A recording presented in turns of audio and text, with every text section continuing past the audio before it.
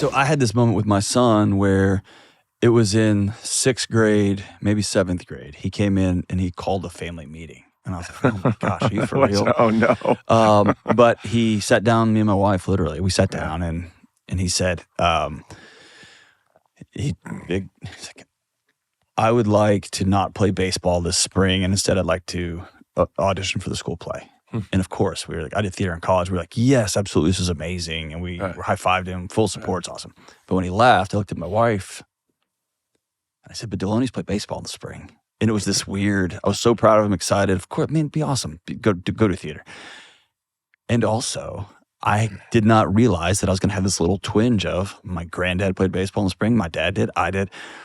And so is there any sort of, like, you're a full professor at Harvard and a musician to boot. And then your kids come out and they say, hey, I want to go farm, I want to go to the military, and I work in construction. Yeah. Obviously, as a dad, you're like, yes, go be successful and be great. But also kind of the Brooks, we go to college, right? Is that there? Not really. It's weird. Okay. I would have thought that it was. So not only am I a college professor, my dad was a college professor, and his dad was a college professor. Right. And so this is what the Brooks do. An epigenetic expression. It's academia, right? I mean, this is so I would have thought, you're not going to call. We worked hard for this, but what happens, it's a really funny thing, as your kids are going to adolescence, you need to think, we all think, and this is the kind of thing that you advise people calling in every day. Well, you tell them, but it's but you think to yourself, what is success? What does success actually look like? And I remember there was a time when, my son Carlos, my middle son, who is a Marine, who didn't go to college, when he was screwing up in high school, and he was not motivated, and every day was another crisis, and I was haranguing him by doing his homework constantly, and finally I thought to myself, what am I spending 95% of my time talking about with Carlos? Stuff I actually don't care about, but is a proxy for the things that I do care about. The proxy is I think that these represent his success in some other realm. So I'm talking about the thing 1 or 2 steps removed. I thought, I bet he doesn't understand that. I bet he actually thinks I care about his homework. Right. Like I give a rip about his math homework. Right. No. I want him to be a successful person and grow up and graduate from high school, so he'll have opportunities and he'll have a good family. He'll be a happy person and a productive member of society. That's what I want. I thought to myself, what do I care about? What do I actually care about? I want a son who's honest with himself and others. I want a son who's compassionate with other people, and I want a son who's a Christian. That's what I want. Yeah. And so I sat down with them and said, look, I'm hassling you about your homework, but I'm making a mistake. I'm making a mistake here because you probably think I care about your homework. He's like, yeah, obviously, Dad, you care about my homework. No, I care about 3 things. And if these 3 things happen, everything else is gravy. Yeah. I literally don't care about, I want you to be good and love other people in the world. I want you to be honest with yourself and other people, and I want you to love the Lord. That's what I want. And then, because you know what, everything's going to fall into place. If you do that's right. Yeah. A plus C will equal D. And again, you and I as Christian men sometimes screw up and the whole thing, but there's always a way when you're compassionate, honest, and faithful to get back to what you actually want. And he visibly relaxed. And it's our relationship changed. When I finally told him, when I finally told myself what I truly want with my son, and then told him. I had the same. My son was coming down, shirt was always on backwards, or he'd have different colored socks on, whatever. And it was my wife that pointed it out, but 95% of our conversations were, hey, fix your collar, have you washed your hair, fix your shirt, what? And it had a very similar, I could care, dude, I'm an old punk rock kid, I could care less what you're wearing. I'm more worried about how other people are going to think, you know what, I'm wasting my time. And I sat him down, I told him, I'm releasing you to the middle school wolves. Like, they will self-correct your clothing choices. Right. I'm not going to lose my relationship with you over this. And as you said, I think the practice of telling him I've done this wrong was way more impactful than anything else. Totally. And then I remember telling his friends a couple years later, y'all failed me because they didn't change nothing. They were like, no, we love the guy. Yeah, man, which is awesome. That's actually part of his shtick, actually. It's like kind of who he is as a person. Well, I realized they want to be around somebody who loves well and is a young, growing man of faith and who cares for people. They don't care what his socks look like. Right. And that's my baggage, right? I know. And then of course, somebody watching us right now is going to ask, so what would you do if he wasn't one of those things? One of the big 3? And I don't know. I mean, that's a good question too, because you're going to love your child no matter what. Well, not no matter what, because I mean, the first 20 years of my career working as a dean of students was kids coming to my office saying, I can't go home for various reasons. My mom and dad won't let me sit at the kitchen table. But I'm going to love my son no matter what. I'm going to love my son. If my son robs a bank, I'm still going to love my son. Yeah. That doesn't mean I'm going to... I'll sit by you while you get sentenced, but I'll sit with you. But I'm going to love you no matter what. There's nothing that's going to take that, including, and it's interesting because there's all this research on the schism between parents and children, which is really, really important for people watching us to understand. Schisms, by which I mean parents and adult children not speaking. 11% of mothers with adult children are not speaking to at least one of their kids. 25 to 30% of the calls that come into this show are about one or the other have cut each other off. Completely heartbreaking. Yeah. Completely heartbreaking. The number one reason for that is not what people think, which is behavioral differences. So, you come home from college and you say, I'm not going to church anymore. It's like, I'm not going to church anymore. That doesn't do it. You come home and say, I think I'm gay. That doesn't do it. Right? I'm voting for Trump or not Trump or whatever, right? That doesn't do it. The problem is when the adult children reject the values of the parents. So they say, not only am I not going to church, that thing that you think is stupid and you shouldn't go to church either. That's what leads to a schism. Gotcha. And so the whole point is for parents and their adult children, live your life. Let other people live their lives. Don't reject their values. Yeah, hang on. That turns out to be, and you're going to be okay. You're not going to like it that your kid's not going to church, but you'll be able to live with it, and you'll still have a loving relationship, and you'll still have good laughs on Thanksgiving, and it's going to be okay. But the minute that the kid says, no, your whole way of thinking is wrong. Right. That's when schism starts to occur. It's a declaration or of vice war, versa. or vice versa. Yeah. It's basically rejecting the person as opposed to disapproving of the behavior. Fundamental difference. And that's hard in this current culture when parents have the only their only report card anymore is this thing called net worth and the performance of my child. A lot. And so if my adult child is not performing, right, voting the correct way, loving the correct way, living the correct way, then if I've outsourced my self-worth to their performance, then it's a declaration of failure on my part, and I have to die on that hill, right? Yeah, and that's the personalization of the performance of your kids, and that's not true love. Yeah, that's not authentic love. Yeah, it's a huge problem. Do you love your kid? Or you're not using love your kid as a Xanax. Then, right. You're well, you're also projecting your own autobiography onto the blank screen of your kid, and that's just not the right thing to do. Yeah, we Uncle Rico our kids, right? Uncle Rico. It's a good Napoleon Dynamite reference. You guys got to play football because I would have. Yeah, man, it's a different thing. And it's a very, very easy thing to do. And I made that mistake with my first son. He was in college. My first son went to college and is a really, really good student, and really, really smart and applied. And he was struggling with this thing. And I said to him at one point, I said, "Do you realize how much we've sacrificed for you to go to college?" And I thought, what did I just say? When that came out. I'm a behavioral scientist. Fortunately, I listen to myself when it comes out of my mouth, and I can actually do a little bit of analysis, get myself on the couch. But I thought, it's his college. Yeah. It's his life, for Pete's sake. Yeah. And it's going to be fine. Of course it was. Of course it was. All right, so I this time I've got an advanced copy of the Happiness Files, which is a compilation of articles you've written over the last few years. Yeah. And just your ability to write is so well, to take very complex things and make them digestible for a simpleton is such a blessing. That's what you're doing every day, man. It's like but I can do it conversationally. The art of writing the way you do is, gosh, it's masterful. It's all reps. I appreciate it. Normally I would leave this at the end, but I don't want to leave it because I don't want to run out of time. After our last meeting together, and we've had a couple of phone calls in and out, I need you to know, you can see it. We talked about in the green room. Because of your personal influence on me, it caused me to exhale a little bit and just be reflective. I'm down a chunk of weight. Good.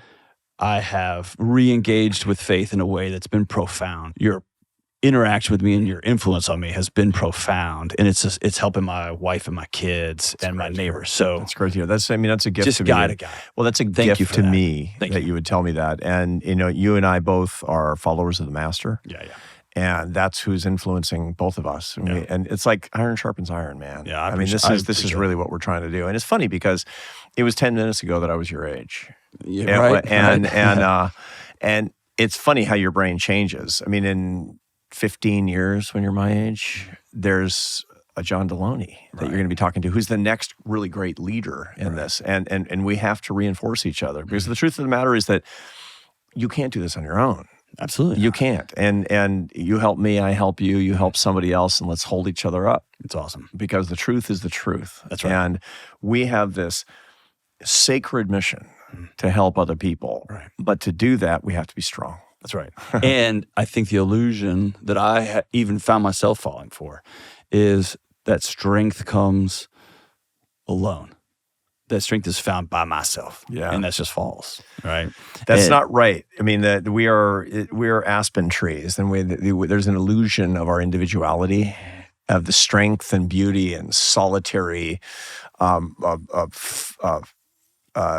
the notion that the tree itself, it's like he is like a tree planted by streams of water that prospers in all that he does. Mm-hmm.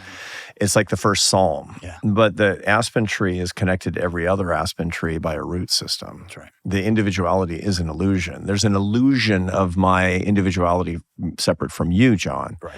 And you from your kids, and all of us from each other. And until we strengthen our roots, and the way that I strengthen my roots is by talking to you, and vice versa. I appreciate that. Well, and vice versa. But it's important to know, just for people watching and listening, like,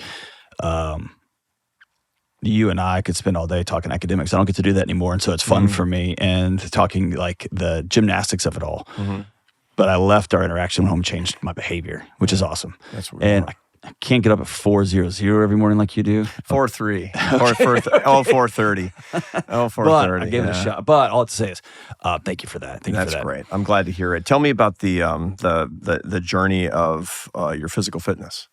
I've been a physical fitness guy my whole life. Your whole life, right? And so it's been just a way of being. And so it's one of those things that almost I take for granted, that like you just wake up and work out. And then I had some great, profound run-ins with folks that are friends of mine, like Lane Norton and Jocko, and some of those guys that, hey, take it one step further. Yeah. And then that became a way of not dealing with other issues. Right? Is I'm just going to get up and work out. That's going to solve all my problems. It's going to solve my marriage problems, my spiritual problems. You were using workout. It became a Xanax, right? Yeah, okay. And then I got on the road, and I got sloppy. I got lazy about how I am a good steward of my body when it comes to what I consume. And I'm heading into my late 40s now. And so I used it's like I used to be able to outspend my budget because I could out earn it, and well, things change. Catching up. Things change. Yeah, absolutely. So, I mean, and the reason I ask that is because, people might be wondering. I'm a professor of happiness, and I'm super into fitness. Mm-hmm. And people ask, what's the relationship? So John's getting back into really good shape. Arthur's, serious about working out every day for an hour.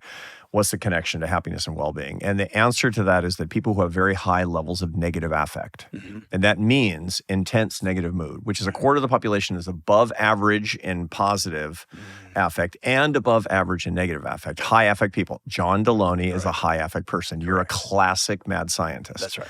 And the result of that is that you actually don't need to do that much to hike up your happiness. You need to manage your unhappiness. That's exactly right. And your unhappiness is a gift. That high negative affect is a gift because it makes you take a bite out of absolutely everything. And you can actually connect with the people who call into the show. You're like, no. Right. And you're animated and you're interesting to watch. And that's one of the reasons you're successful, but you suffer. It's got a morose side to it. Yeah. So there are good ways to manage your negative affect, and there are bad ways to manage your negative affect. Lots of people watching us right now, and they watch your show because they're trying to help manage their negative affect. The two worst ways to manage your negative affect are drugs and alcohol. Right. That numb you, and workaholism, which distracts you. And that's been my cocaine for years. Right behind it now is internet use, is abusive internet use. Okay, so the two best ways to do it are prayer, meditation, spirituality, and number two is physical fitness. And is especially helpful first thing in the morning, because that's when your negative affect is the highest. You wake up and you're like, oh, all those people are like, it's a great day. It's like they're so annoying. Exactly. Not me, man. So I wake up and I'm like, right. here we go again, and it's into the gym. Yeah. And you hit it, and that manages negative affect as effectively as everything else. And then that's when, the great thing about being Catholic, by the way, John, is that's when I go to Mass. I work you're out for firing an on all hour. cylinders. So I go Yeah. from 4:45 to 5:45 in the gym. I take a shower, and Mass is 6:30 to 7. Okay. And then, and only then, do I actually administer the psychostimulants, aka I drink caffeine. I'm not smoking meth. And then you get maximum dopamine. So I can get maximum. I can get 4 hours of clean focus, attention, creativity by going through that particular protocol, which also manages my negative affect. And that's a really important thing for people to understand. But if you go to that teeter-totter, you stomp that anticipatory. I don't want to get too nerdy. We're talking about dopamine now, folks. Yeah. You hold before you earn all of it before you let it rip. Totally. So, which is awesome. Well, there's a theory about that that's contested in the neuroscience literature about why you should wait 2 hours before you drink caffeine. So Huberman talks about this a little bit. It's about the circulating adenosine in the brain. It's an inhibitory neurotransmitter, neuromodulator in the brain. It keeps you, so your excitatory and inhibitory neurochemicals, they keep you up and down, and they keep you in equilibrium. They try to balance it. They try to balance you. So you get up too hyped up and it brings you down a little bit. Now, the molecule for adenosine, which is supposed to inhibit you and make you sleepy and make you a little bit tired, it looks just like the molecule for caffeine. And so what happens is that when you've got adenosine in your brain, it's got parking spots it goes into. And if you substitute caffeine for those parking spots, the adenosine doesn't go in there. So caffeine doesn't pep you up. It makes you unable to go down. It blocks your body's understanding how tired right. you are. And so some neuroscientists believe that you have a ton of it when you first wake up in the morning. It's still circulating. It's why you're groggy in the morning. And so you try to substitute for all that with the caffeine first thing, but it's still circulating, looking for a parking space, which is why you crash at 2 o'clock in the afternoon if you have your caffeine too early. Yeah. Let it metabolize, let it go away in the first 2 hours that you're working out, then have your caffeine. It will be the cleanest buzz you can get, and there's no crash. I still love morning caffeine. I know. Right. I love it. I know. See, we just nerded out on neurochemistry. Now Sorry. Let's go back to love and I faith. like it. There you Love go. and faith. Well, dude, they're telling me you got a heart out. I said many words. Thank you. No, for it's listening. awesome, man. I love being with you. Thank you for being my friend. Yeah, for real. likewise. And Likewise. I've called Thank you you a for few what you're times. doing. Thank you for helping me. Always, this door's always open for you. Thank I you. love it. And Thank you. I I'm appreciate super it. grateful for you. Thank you for the service that you're doing for all of your viewers. I'm one of them. Yeah, well, and like I read this book by this guy. I don't know if you heard of it. It's called Strength to Strength, and I'll link to it. It's a masterpiece that he wrote. But this can be a time at the stage of your career when you begin to put your feet up on the couch a little bit more, lean back a little bit more, and just kind of survey the grass you've planted. And you're not doing that. You're hitting the gas, and so it's impressive to watch. I appreciate it. I'll go where the it's funny. In at the beginning of the Holy Week, Jesus comes into Jerusalem, and he says to his disciples, "Go get a colt," right? And like, where? He says, "Go to this house and get a colt." And they're going to be like, he's going to ask what we're doing with the colt, right? And he says, "Just say this: the master has need of it." I'm the colt. You're a donkey. Yeah, that's I'm right. just the colt, right? It's the Yeah. donkey. Yeah. The master has need of it. Yeah. Is the whole point. The master has need of you too. Yeah. Thank you for doing it. Well, I like being a donkey. Right on, man. It's good. Appreciate you. Donkeys unite. That's right.